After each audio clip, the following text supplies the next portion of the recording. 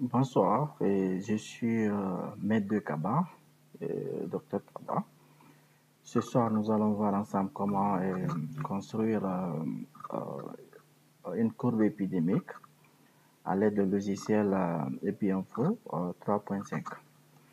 Pour cela, nous allons passer par le premier point, l'analyse de données, analyse data. Alors, on va importer notre base de données. OK. À ce point, si votre base de données est sous format EPI, vous laissez comme tel.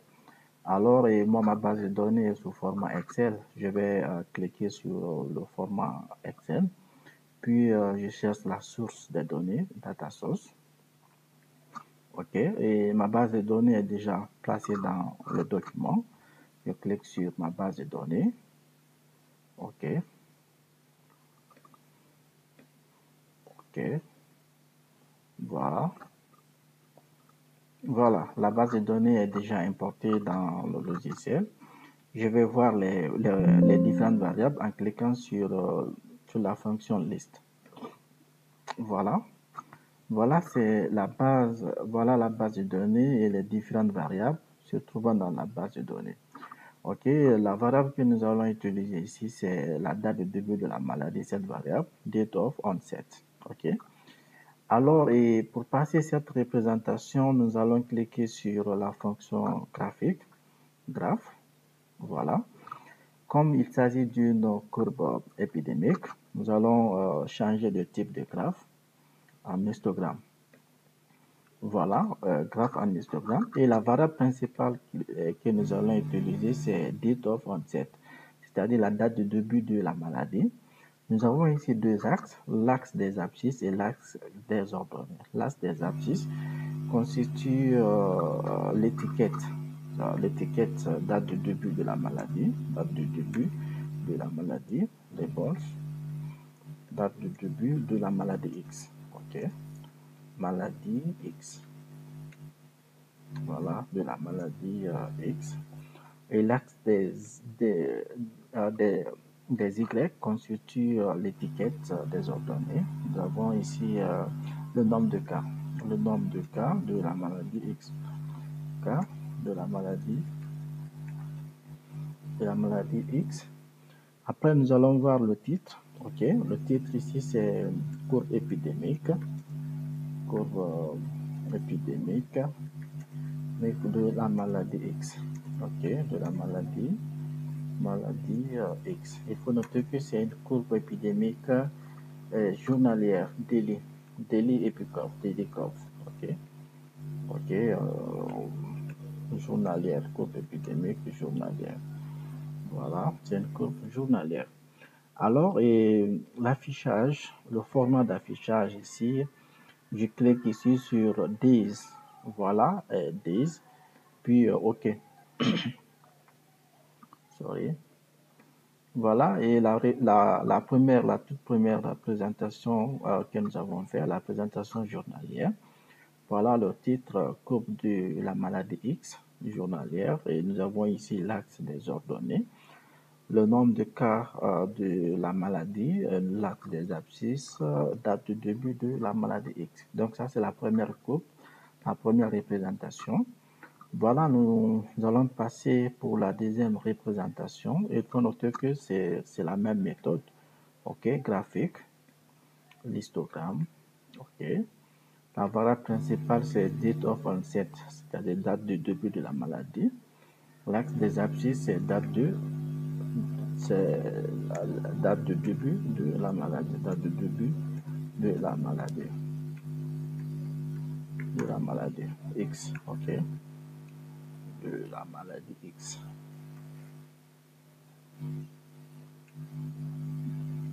Sorry, de la maladie X, OK. Alors là, ça c'est le titre, courbe épidémique. Courbe épidémique de la maladie X. Ça, c'est une courbe épidémique nous avons fait journalière, hebdomadaire. OK, hebdomadaire. Voilà, courbe épidémique hebdomadaire de la maladie X. Voilà, hebdomadaire, ça c'est l'axe des ordonnées, c'est le nombre de cas constitue le nombre de cas de la maladie X,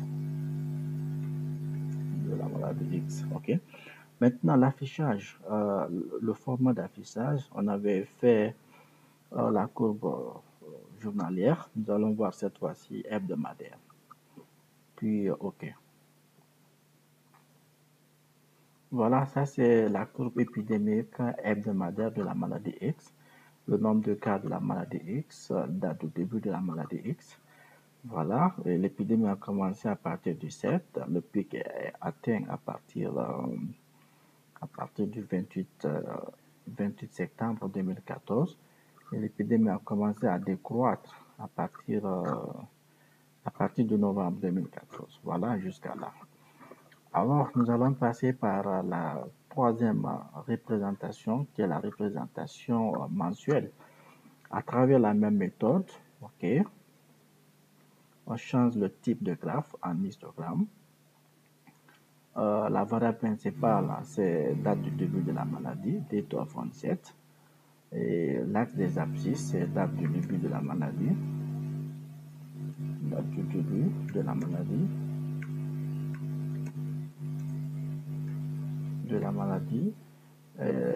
Ça, c'est le nombre de cas de la maladie, le nombre de cas de la maladie X, de la maladie X. Ok. Le titre, c'est courbe épidémique. Cette fois-ci mensuelle épidémique. Épidémique de la maladie X. De la maladie X. Donc, ça, c'est mensuel. Ok. Courbe épidémique mensuelle. Ok. Voilà, et maintenant, qu'est-ce qu'on va changer ici? Le format d'affichage. Et on a fait hebdomadaire, days, weeks, month. OK? Puis, OK. Voilà, ça c'est la représentation mensuelle de la courbe épidémique. Voilà, c'est les mêmes interprétations à partir du 7, le pic à partir du 7 octobre 2014 et l'épidémie a commencé à croître au fur et à mesure. Après, mensuel, on passe par annuel, la représentation annuelle à travers la même méthode. OK. Et la date, la variable principale, date of onset. L'affichage, c'est annuel. OK. Si c'est date du début de la maladie, date du début de la maladie X, X. Ça, c'est le nombre de cas. Le nombre de cas de la maladie X. De la maladie X. Le titre, maintenant, est courbe épidémique mensuelle. Annuelle, courbe épidémique annuelle de la maladie X. De la maladie X. Alors, et je pense que c'est bon. Voilà. Voilà, et la courbe épidémique annuelle de la maladie X. L'épidémie a commencé en 2014 et 2015. Et donc, nous voyons ici que l'épidémie a fait toute l'année 2015 jusqu'en 2016. Donc, l'épidémie s'est éteinte à partir de l'année 2016. OK. Alors, et nous avons vu les quatre types de représentation que vous pouvez mettre dans les scripts. OK. Voilà, ça c'est la représentation journalière, hebdomadaire, la représentation mensuelle et puis la représentation annuelle. Merci, merci d'avoir suivi ce cours et à très bientôt. Merci. Bye.